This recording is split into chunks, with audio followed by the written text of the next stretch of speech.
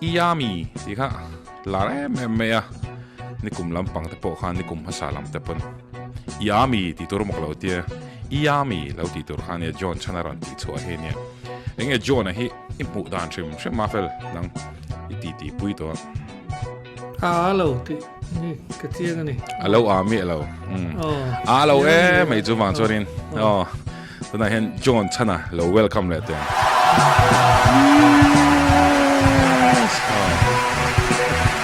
alo mong khom mai tak tak na rhyme and reason channel thir tu song song te in za vain che bei le effect ule apologetics titi John Chhana nen kan nei hole dona tun trum hian amaro chu ti ra hen karon langa an ho chu karon vombo dona ni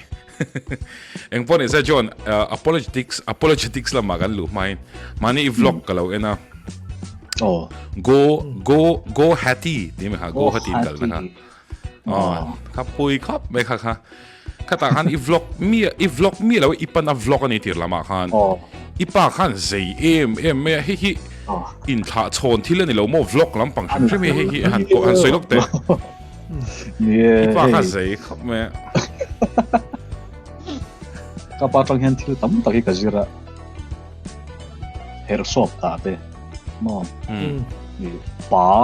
mushroom chin dan te in khang jian ka zira pakhat chu vlog ta ni nia thil na re ta ni chu fiam thu khani ron soya ma ro chu thil na re thi thiam tu ni ka pa he mo yes tin enge tin nan foot in khela te hianin commentary hi a thiam tu ba professional takin vatilo ma se atinga inom tu ni awang min nia vlog chu ka pa tang ka zir ka ro chan chu ni chu tak chu nia karon hriat chat na chu mo an ti chho kha a zei ema rhyme and reason le kan lu tang John ne kan sai tur apologetics titi pakhat na karon nei to kan lo en thak pokon ne kan lo chuan rhyme and reason YouTube channel a khan tuna ithle me ka hen video oma kha lo en ta la tun tuma kanon sai tur hi meaning le morality nga han te han chopa kan masati tin ne kan sai ang khanin kan kwal lu dan tur vel po ke ni po kan chiang big lawa nun hian awmzia reng a nem hei hi Christian rin nei nge atheist agnostic lamin sai chiang thei zo ka enge kan ngai dan le rin dan a hian han sai kwal vel tur om ti le morality a chuan kong thale thalo ang ti ne kan hriat thei anga pathian te long hriat thei reng em ti vel kha kan non sai chho tur chu nia ole tun trum video hian Christian te ngai dan te kan enanga chuan atheist agnostic ngai dan te kan on entry no na kan on compare thin do na kan thir tu te na masap peren lo hriat tur chu atheist ten swalbik kan ti nilowa an ngai dan zok an ma ni lovin an ngai dan zok kan on hnial do na ni adikem John yes chan chu Christian te po hen swal tak kan tamani hei begin pastor fa te kan swal ta morality kan soi khanin kan film te lampang ni lovin khoi tangin nge Chet dan diklo kan hriat ti zo kan choi kan tum ngai dan ami mal ni lo philosophia ad hominem angkha kan tuipui zong ni lo wa ngai dan ka rai sol ti ron ni pakhat na Peter Singer ra interview na atheist pachala interview na ka na ka income 30 tanga 40% veli mirithei chomnan ka pe tia katluk lo hal rot me ni mo atheist ke bani I feel an tamlu tok atheist an moral thei amara chu kan ngai dan le an pom dan zo kan ni kan on soi du le kan sel du chu apani na chan zo na mo soi bel tur kan ni chan comment da hen lo soi ula in thru hau loven a thei ang ngin kan in changa a rem le na kina video ten kan changa ni lo pon ziak ten kan changa kan on soi tur hi meaning of life nun awmzia ania kan on zo du de ber kan khal gol lu na du de ber su pathian telovin nunin awmzia nei them ti hi ani de ta top me enge John kan soi tan tak ma ye kan rul ro lo vel tur le kan in po cha dan tur nge hriat ma ni thau kan in zo ma in ka ria tu na hem mi a heading om hi mo azim theng ber kan sor theina chu nangma keima khanin he zona hian awmzia nei ni mo inun enge awmzia kan nun hian enge awmzia nei ma ni a in chut turin kan lawin bo cha don ni awan try he zot na hin nang ma in loin zot la kan sai chho chanang le I ama sapera kan soi masak do chu kan thlir dang ha kan en venga Christian lampang le atheist agnostic lampang kha Scotland 1646-57 so vela ko fran froi tu sang theologian le ho po an ko khoma undefined dana chon shorter catechism khan oma mishing nun awmzia chief end of man ka engen ti chuan Christian te chuan awmzia nun awmzia thuk tak kan neya chu pathian choi moya ama kum kho enjoy kan tani a toy felin a fun kim nutu he sentence hian man's chief end is to glorify God mishing thil tum top ber kan ti don mi tro a top ber chu pathian choi moi hi ni a kum khwa pathian ro puina chen hi ni te a toilu to ka amaro chu a chang kim lu to ka ni a chan chu purpose kan ti hian soi tu hit a tam vel to ka ni religious kerlo pon tro tu po pathian a ringa mo ring lo mo enge inon chan ti la soi tu ran nei ve thawang chung te ta na provide te tin kan na puya mo ka pasal ta nan mun mo ka fa te tan kan nunga ni emo khovel tan emo thil thati ka du ni man tinan Elon Musk te pozor la purpose nei hmang anuna ka amaro chu hemi na aron soi le amor aron bok ngal chap na chu thak ti ngam chu a top kho ka chuan mo sing awmzia chu pathian ti ro pi ka ni ti lai ha karon soi du ni chu awan ropui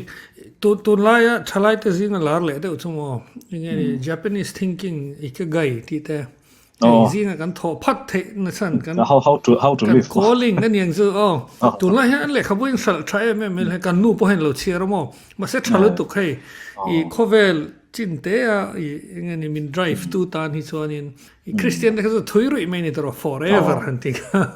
at tuan rui me ka tuan mi atheist agnostic te ngai dani han bi phele taila tro han lu chil tha taila hey ron fun kim tha tin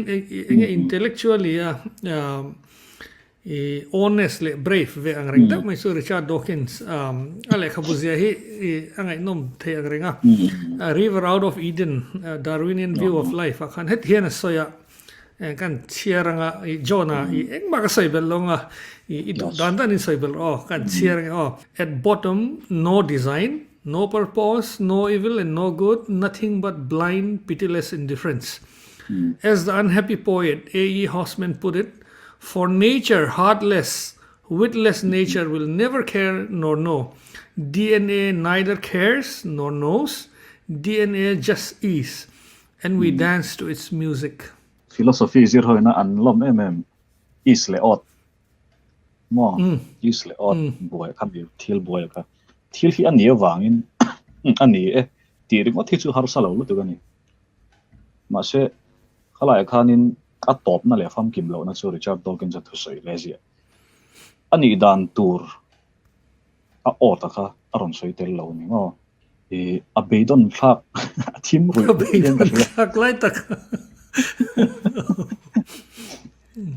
be sei na kha om lo tu ka thim tu kha DNA thu kan om chuan ka DNA wangin Johnson nei kan volum ringot teng voklum chak na kan nei ti taila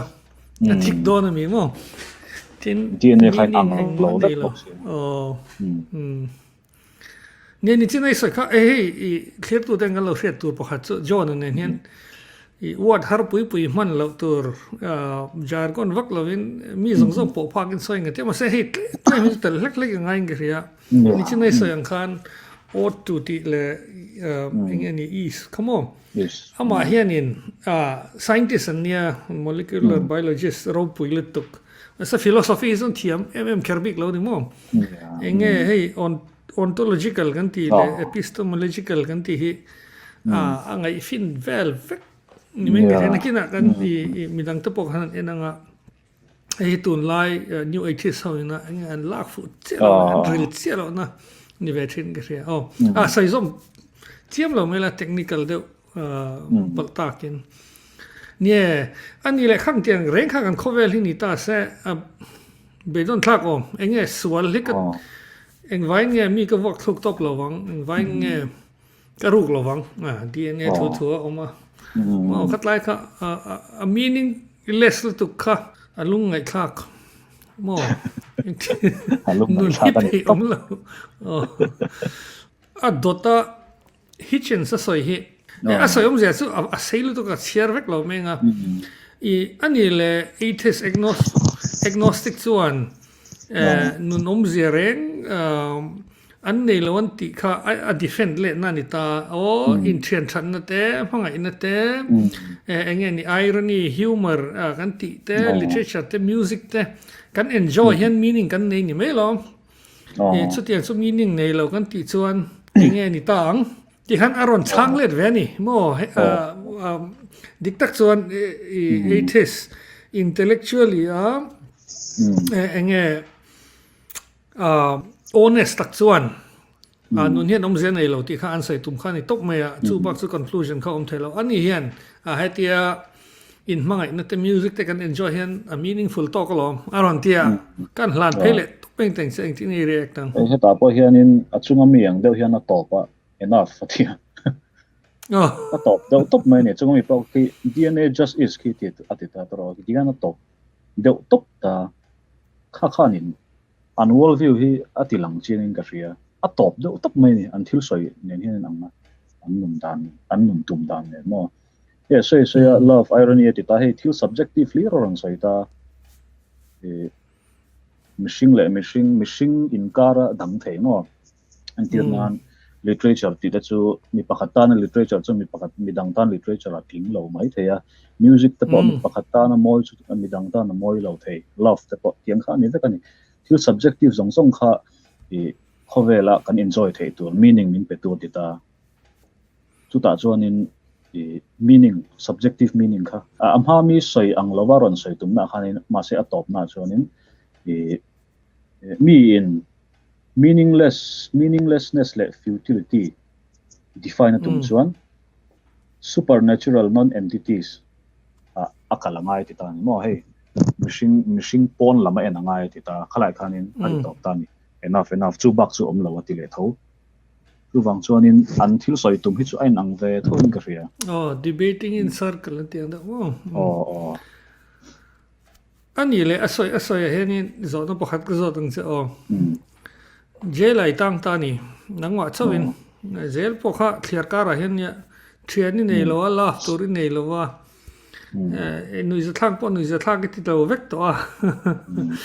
parenthood om lo wa music nei thang tur poi nei lo wa sawa tak yel pon sham ishelo literature sia turi nei lo wa ani le meaning nei ta lo mi ta sai dai chuan in ani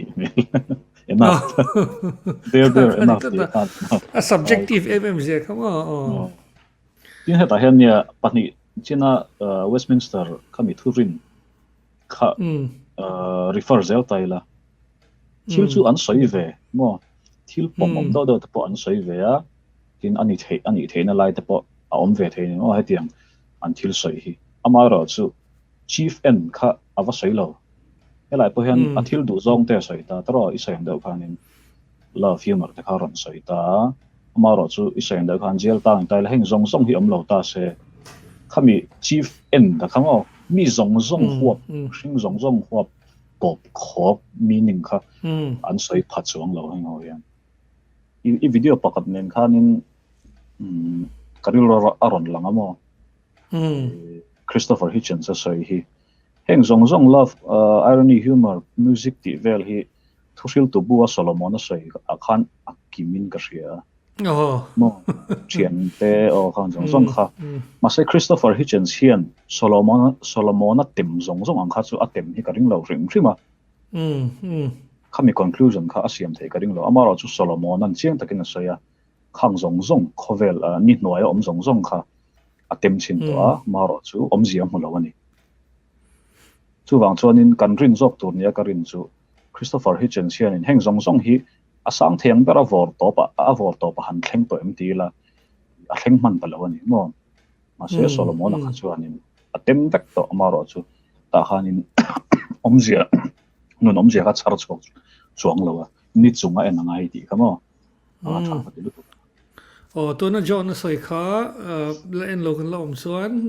nun hian awmzia reng nem ti video toy te khat nia mi som vel kan ing ria kan channel hen oma kha khalo en wala lo me bel ve ula ti kha en tu te kin som na ani le meaning lama chuanin sai tur kha nual ma se achiang to khatin ge ria Christianity chuan ni chena kan soi chatuan po roi mai tin I soi thak ti le tu su universal mi zong zong ta na dik thei pom thei kha kan nei ta thap mai ni afu dik thap mai pathian ang khan amai ro chu atheist agnostic trend te ngai dana chuan eng mochana subjective lo thei lo wa tin ni noi mi vekania tin unmeaning definition khan nei ve thei mi lo mo wangin a universal ve ta lo ni chu wangin mi pakhat ta na chhana kha mi zong zong ta na chhana ni lo ti kha chiang le ta em ni ado ta han morality kan ti ta heta kan zole na chu kan zo na nei le chu ti chok teng pathian telovin mishing in dan thalo diglo hra them ti kha lo ni se kan la ngai to po chi lo ni pon morality definition atang hin chan tai la kan chiar zung zung me ngai du khalo bel chan Cambridge chiar thelo azim dawa chiar kha mi thil thakha bo mo gala tlang wal zak zak sin an chiar nge Cambridge an sai dan chuan a set of personal or social standards for good or bad behavior and character good behavior nge bad behavior nge character ti soi chiang tu standard te funga kha ani antia Oxford la minan sai vele dana chuan principles concerning the distinction between right and wrong or good and bad behavior ni chena kan han chop song de kan thale thalo diklo so puje fan min mizo tong min da sak dan ni Chet dan diklo clear na fel na atitani khang kha achiang to kem han bel du ne morality definition Stanford Oxford JF kan kal dante mo achiang view in karia Christian te morality kan so yang khan Christian te kan enanga atheist agnostic kan en zelang ti ka Christian te morality he hey chiang kwang khoping ka ria juda te nam than te su dan na pe tamaya khata khanin cultural law ang de te le kami religious law ang de te zong ber khong ti le to ni chen puje va se han che dan dik lo tol that su rusu otsu tiang vel zong kha chiang kwang ta khan pathian a train an dong ta mo se khan dong a chon isua local no khan ai sang in aron khai chho pekat lang chung thu soi zong te ethical teaching ni te morality chon supreme ethic min peta chu mangai na pathian mangai veng te mangai chiang kwang le me objective le boka heta takhen nge Christian morality hen han soi bel du ne thil da kan kai ma in iron sen de kan Christian te morality athat chu achiang lu tu kani tual that su ti chu achiang lu tu kani moral code iveng te mangai ro chiang lu tu kani I pathian mangai ro imishing puite mangai ro achiang lu tu ka chu wang chonin objective kan ti thina objective ti chu thil thak theilo but iveng te mangai lo chang nei ka nei theingem ti don taila isua zia ti na chonin a thei lo ni pathian hi mangai lo zo la poingem ti taila objective ani to wang khanin ka ngai dan le nge mi ngai dan kan veng mo kan state mo kan rama sarkarina angai dan a ingat ni lovin thil cha theilo omsa objective an ina lai kha Christian morality a special na kan ti theng chu direct machine pona changa kan don ani khata khan John sai bel Chhana khan a chian le ne mem chu moral law kan nei ta dan ho le zirtir na chu moral law giver omle ta pathian ka min petu ma min petu in kan dan tur khamin peta in khai fel de thubani khatlai ta kan lo chin sia atul na chu na kina atheist agnostic how view kan lu khan in ngai miron pe veang ti kha kan zo na tur la ni don ani mo le kan chiang tlangang tu som pek te kan by heart loma tin iso zirtina ta po kan chiang tlanga atheistic morality he ti han kan chop chok le zok zok menga azia ka te do wangin ngai dan tlang lon kum sang li sanga ai potam epicurus at page akum BC zariat borvela allo sai dei tonia ngai dan tlang lon tamber pakhat chu utilitarianism the greatest good for the greatest number of people mitam thayang per tana thayang per hitila chu thil thati kong dikti puja fa tong kama che dan dik kha aloni ta ma lai tanga saitonia epicurus te hun lai chon kanta Immanuel kanta hianin theory takinaron engeni ti hau savia wa tin tun lai father anga an ngai utilitarianism Jeremy Bentham English scholar ani chupa chuan hetiang angda hinaron chop ta value theory ama chu limna happiness limna tam thayang per kha value kan chena nga ya chu limna ani ta chon khami tam thayang per khan theory of right action ithil ti pia khami ta na limna tam thayang ber me khan chela chuti chuanin engeni iti tur diktak iche dan diktak turin iche ni tin aron soita entirnan mi sangkhat ka ti lim thei chuan mi pakhat ti lim lo tai la poilo ka tha ati naka ani ta hetla hi atheist agnostic ho topic ani lova lo shele photila chuan nakina chuanin a parallel de hian a in siza uzawa a in ne ti la tha ma in ne chu secular humanism hi ani le ta chu mishing dei pathian tel lawin an tha thei maro chu thattum na rim hi pathian telenga ti kan nei ti ver chu kan la sai so nga pathian kherangai lo science te ma reasoning ngai to na pakla hisab kan ya chu mi hmang te chuan thalo hi kan zong theng antia humanism ship hi religious movement train ani ma lai chuan khang teng te kha tong kam hin ron nei to atin hei sign an nei hetia ban phar hi wa humanism ho sign i ban phar ta khan the happy people tein tia en poni se ti khan in pathian tel lo that i che dan moi lo puje fa tong kam khan karon mu thayang ten tani tuna atheist le agnostic bi ga lut taila hey an in hana an bible ve chu evolution theory or Darwin survival of the fittest natural selection khami khani tameni chu wang chonin an supreme ethics ve chu human flourishing omze chu kan survive ze la kan evolve ze la kan changkang ze la khani tani enge human flourishing ti top me machine ten kan thatlan pui thei na tur kan survive nan ze la thai thani ti hi in hana tla kan yam Christian te chuan Chet dan diklo chu pathian atangin kan mu dan min pe kan ti ta mi khovel mi ten pathian ring lo te chuan kong sang in ron sen tuma pakhat na uma fel ron soi utilitarianism ka chuan mi tamber an hlim chuan in ka thir ti kha a tha ni ti ani ta khalai khanin sentence pakhat chawin adiklo na pakhat kan soinga chu justice hi a en tel lo ani mo mi pakhat fair lo dewa achunga kan thil kan ti a thil lo ti maila achunga thil diklo de lo che maila atam zokin tha an ti chuan kha thil dikani ati tan utilitarianism chu adiklo na lai chu kan thathiam main karinga justice kha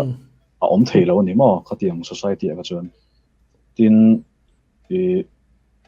evolution iron khami flourishing ti le secular humanism kha ala kop theng mo akal ho vek hey sa khuang de hin mai tro tungai kha father of sociology August Kum the khan khatiang de mishing sa khwa kha aron din nei ma pathian tel lo sa khwa kha achan sa khwa na kha tha ti vel te kani ma se pathian kha du lova sa khwa dina biakin ten neya tin mi thiang hmang deuh reuh te kha scientist te kha an thalak te kha an tar ani chuan chuta chuan thil thatin reng an in zir tir ve chu secular humanism ron chuan an in ka hria ai pan a mat mai theya amaro chu khalaya an focus bera chu mishing kha ni ta ni chulai chuan in Sam Harris te pawh kha an tel an mo kha tiang pomjinga khanin mishing flourish na tur mishing ta na thatur thil kan ti re na hi thad mai antita ma se chulai point liang do anial na chu mishing hi kan survive hi enge tul na mo khowela hen mishing kan flourish kher hi enge a that big na chan tu kan chu dik taka sei pe chon khovel tan hianin kan enge poison turang hi kan ni mishing hi ngo mishing hi kan Thanos lo chuan one third Thanos philosophy chuan kan tlem khan a thada is hey covid te paron lenga tro mishing zong ina kan toma khovel hi aron siam thar le ni Delhi pollution te poron tla in siam ai noma van te poron mu thei chana tera playground te por grass te ron chowa awang khanin mishing anthropocentric the mishing hi kan survive angai ni tia ain focus khel khachu adik lowin ka ria ange tul na mo mishing kan survive ka isoi zara chung ka ngai to na thil ron lut zuk zunga kan bel vel elo hemi engani humanism he isoi khadik me charge ten ni ve ti khan pola indina enge kan wai me ang lek te Christianity atang hian a thatin zongan la pathian tel lewen kha an norve chiam hi angamo chu an mani po hen accept deuh tho ni engani ni sena kan soin khan intellectual integrity ni tak chuan Christian idea ni a tong kam te chu man mang to greek khawin pre Plato main an mang to Socrates main amara chu khami a form ang taka pol ang indina khatia ingani in khom thi ka church culture thi ka an han ti kha chu Christianity thalai la hi bishop temple han sai thiam thalai la hi la an kata pathian chin jong khan pai ta mishing in kan ti thein ti ta chu wang shem Christianity atanga ruk ani ti hi mitam takin an pomani nge pon mo ani khomai stealing from god adi kama friend tiura ka pon ni chenai soi pakhat human flourishing ti level at po khan nazi ho te po khan ngai to zu tai la ani tan chuan piang sual te khon luman ngai ani kan flourishing ta na thalawa tin diktak chuan mei che te po hi flourishing ro ngai to chu in tha punan ba an chak lo zok sia mi pa ain an din munawan hiam don ve khatiang zong te khan human flourishing hi mitam taktan afan chadon lo ve inclusion lampanga temo tin keni Asian ho tin Mizoram inte eme khong khu chewla in AI European ho kan peng ta se kan flourish sak zo kom sia ti te lo ngai to ni chu a humanist mi alo ti na ni chu humanism ka kat like a boy to ar kop mai ni chena kan sayang khanin Christian te ngai dana chuan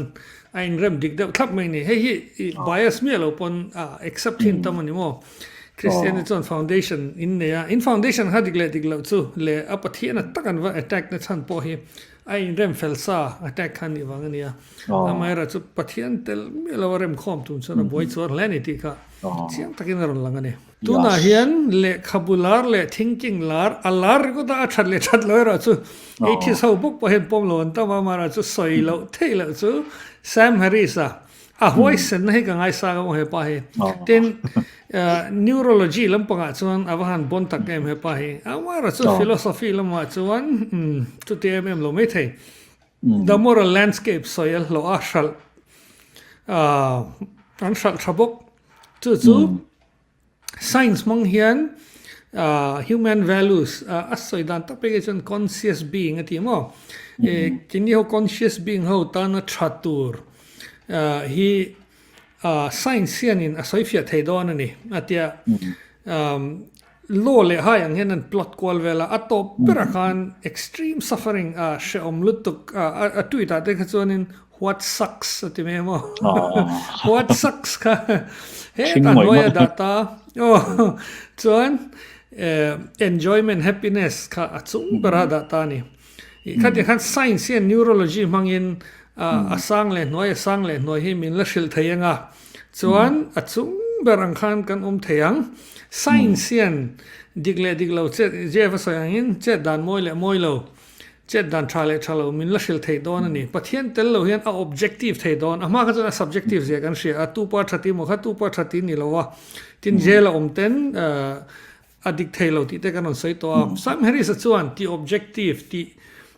nial thei lo siam diglo thei lo siam kha ron tum ta ni science mangin he interesting ang ring le jona iron sai kai zok to po kan tran de che hi englo apo khana sei to tara tet to ka han tet to ka asoya to ten thada khana soya 2014 vel de ni to am ka chiam to lo Sam Harris po hi ni neurologist kan ye hi inti fo ma se neurology a PhD nei wang khanin practicing neurologist ani kher kha ani vatina han chong lo ta antinan Brian May te po astrophysics a PhD nei ma se Brian May chu astrophysicist kan tingai lo guitarist ni ngo kha wang khanin khammi kha chuanin authority kha ani em chu ka hrechi lo amaro chu engtin nge science a chuan objective morality chu soifia kachera asofia lo atop thagi tusunya a thei ti tamo moral landscape kha oma tia ma se engtinge brain chemical well plotting hi amon le asailu tumna katia ma se atop thagi soi ta lo chu ni mo utilitarian thaulo ni tro ama hian utilitarian lo atia ma se utilitarian topa achan chu ama du ber poka human flourishing khan itamo ni chana kan sayang che khan kami conscious being ho that na theyang ber collective in kha ni chu wang ang pon ni lo ti ma se ni tho ni mo ani engang pon soi ma se a subject of study mo a thil zira kha mishing an ni ka thok kha azirta mishing thok kan neurology so ma se thok hi chi song amani 7 billion thoks tuna yan aina tam to mai thaya khlai khan majority la don chon utilitarian ani halta alo berapo subjective morality mo relativism thil thalo chu mishing a zirani mo achan chu thok a zir chuan a then a de te namanga a then fing de te a then namdang ngoi te namanga a then namdang ngai the de te namang kha bang khanin objective thei dan hi ka shelo neurology tan science anti wanghen objective vector pure truth data ngai na hi oma se ani lo chiang ani tu nai sayang khan tro entirnan 7 billion and counting khami thok khan 5 billion khan na zio khan lo ti dik rengalom nam noi nung le jewish house tha vector tita se adik don ti nam ni adik se tu na hian Sam Harris akha Nazi ho hun lai khan ni seng deuh khan he thil hi lo zirta se ami zir ho khan Nazi te kan ni don ta a moral landscape kha dang view mai the ni eng poni se ke chu kala ngai sang fana Sam Harris se hi mo hetiang aron sop chuak te le aron soi te he dikamo diklo mo academically in value nei ka tia pen khat chum in pen puing ka mo a thil ti sim hi chu a tha ka te ka oi lem hlei lo a tho lo ka ti lem hlei lo pen khat ta pen ka ti ani le zo na kan zo tang chenga brain chemicals serotonin dopamine angin ti kha glutamate khang tiang a in nga nge moral law min petu pathian in nga hi ha dam thak zok le I bias don ti chu ka hiama se bias lo theng berin han san han tum ta la philosophically pon scientifically pon fin thak zok ai irin bias sa chunga zo na chani chu ka zo na har rem tro I bias ti hiama se bias ti han ya chemicals carbon ti te khatiang kan taksa mo back of chemicals an ti thin ta naturally so chuanin khami kha achan chu biochemistry student kania explain dan hi tam velu tu ni mo pangai na te mo sa ngai na te lim na te ngui na te khatiang zong zong to kha activate tu kha om ve ve kani chu wang chuanin biochemistry tangin a process alo om dan kha chu explain the amaro chu varin bur kha angam om chuang lo eng ti kong in explain ma se mo achan chu ma ni a tho han loin te le kai la hamia point ril run na ngoi kan om hian sumi wang sumi ne serotonin wang ani ti ringot thi har lo tu ni tu wang chon bias la mo kha emotion na kan om che kha ni mo kha thil kha kan experience che kha nin hei chu i mutop maila are don lo ti har riat ve ni mo kha chu ke ma ni ka kanin shava kin ka ring bum loila kan shalo der thin hi poya avan try am chu lai tak mai chu hey secular humanism sam harris te hoina aneng lo hi nimina ka lo khon mai maya hei kan ni ngai san de no philosophy la ma po heng ho hian an lo ngai pui vak lo ngai pui lo ve ni cha hian empty figure of speech atia soi hian in a pui veo engma ni lo ve atia tin John Paul Sartre khan ideology of lies mo dot te kan ni atia tin neurologist ani veo na psychology le khatianga an pa ber Sigmund Freud chuan irrationality saka chuanin ya khatiang authoritative de doina an soidan kha in chuanin an ngai thu tak vak lo ni hemi chu adikalo engeni afuk na hi Christianity tanga rukani te hi afing tak ho chuan ria mo chu wangin hetia kal dual po hi engeni root nei lo pangpar mo pangpar cut flower sang de te hin tia zom pui peng nei silo par ve a thidon ti khan chiang em me ni mo tin I soi tak san ni che pathian tel lo morality chu awan rap thak don em the bloodiest century ni ang hemi than hun ai ni tarenga khang kha ani ho hen po phal lo ngen po ngam lo ngen po lo lui nge an du na lai hen ngai sang an chu khami chin ni cha seng che khanin khovel om tira tanga khami century thleng a thi zong ai tam kha century pa ta an thi ni alo soi dik lu ta ma pathian tel lawa khovel kalhan kalche kha chu ani le I khai khom don tan ngo kan thong a chan tho vela le tu na kan soi zong sa khan je ever soi danin che dan dik lo moi lo kha he ta Christian te ngai dan chuan pathian moral law giverin moral law fel fai tak aron minron pe a khami hmang khan dik lo che dan moi lo kha kan in hril chhongin khang te khan nun kan tum ta ni pathian telo a chuan mi zong ngai dan khom na utilitarianism te khami peng sang ngai dan te tin individual kan soi thui pe chuan subjectivism ti sang kha soi songai don ma se mishing nga kha an tum ber chu ni ta ma se mishing kha kong diglo shatak tak tur khana dam rei to kem nature in engting condition khang tiang zong sheta tin pakhat thati le ti lo he ta postmodernism boy no ya thudik pom lo min lu puisia a objective thailo ngo diglo thailo in om thei ta silowa kan wan boy no em tin kan han soi anita tin ke mani thra po han in ngai toila John Soyang Khan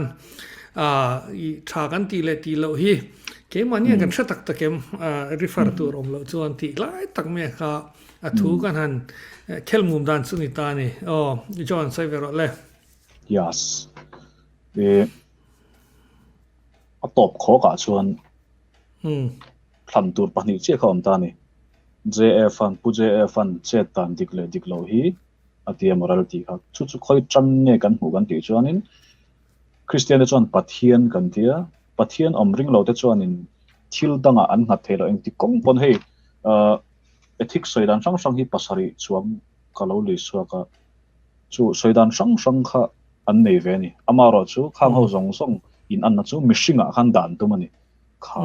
morality kha mo chuan pathian versus mishing kha ne mai ta chu ta chuanin ale lam zonga soi chuan pathian chu enge kan ti chuan danglam ngai lo pathian ina tha ti chu a tharenga pathian ina thalo ti chu a thangai lo ma se ale lama chuanin mishinga nga kan tum chuan ain thak don kan ngai dana zirten mo kan hun dona zirten ain thlanga manlai chuan sal nei khap tu man point lo tu na chuanin tu man sal nei to lowa mi pa ngai chu nam changkang in ti china chuan sal nei te an ho em to zoka ala khan mishinga in ha chuan ain thla ka ni tinga kan tiang apong sual the ni chu morality kha German Nazi sau khanin kan thil ti hi diklo ni hi anti big mi alo thil dik ti anin ngai mo moral lang anin ngai thon chu wang chuan mishinga ain nga che chuan abuai chu wang chuan ain nga na tur buai lo am ngai chu Christian te na kan soi chu pathian ain hatan ni kan tia I adang zong hi chu a subjective a hi nangma nakina po ron chang ron comment na po kana nam mai theya kong sang in amaro chu objective lo kha chu a subjective vek kan ti theng chu tara kha tun thleng hianin soi fia the nom chuan kala hredu ni subjective morality hi eng tin nge an support theng mo Sam Harris the objective chuan ti ma se atheist Trăng thar le zual ni hey four horsemen ho nu mo hey cosmic skeptic te ho well anon ti thar le loi so atheistic thinking a subjective of hian Christian ho morality po subjective ve tho ti movement ni omega ni namero chu tun tu mai kan soi man lo nga a chau thu baro to ka te kha chu kangu ma kha kai ngu po kha ka ti kha ni mai kha grounding problem antita zo in subjective morality anon kalsananga mo objective morality omani ti lama anron peng sep setang amaro chu atopa an mani ho boin tur chu a grounding problem kha enga changa ron nge ti anan boi don tho ti khan kan titi na chu kan du tok don chawanga kan sai chiang MMA chu Christian te rindan pomdana chuan pathian in meaning min pe ama hi kan enjoying ama hi kan joy moing kan glorifying kum ko in tin meaning khan tin morality khan moral lawgiver danglam ngai lo jona sayang khan diklo thailo chatuan mi khan ngai pa tarin tur moral law min pe tu tan po dik thei just objective kan ti chu anita atheist agnostic lampanga chuan mishing te in hangaya mishing te kan lo dang lam thin sia aboi te doi ni ti in tuna kan discussion kan ti chu kan thaye kan lom lemei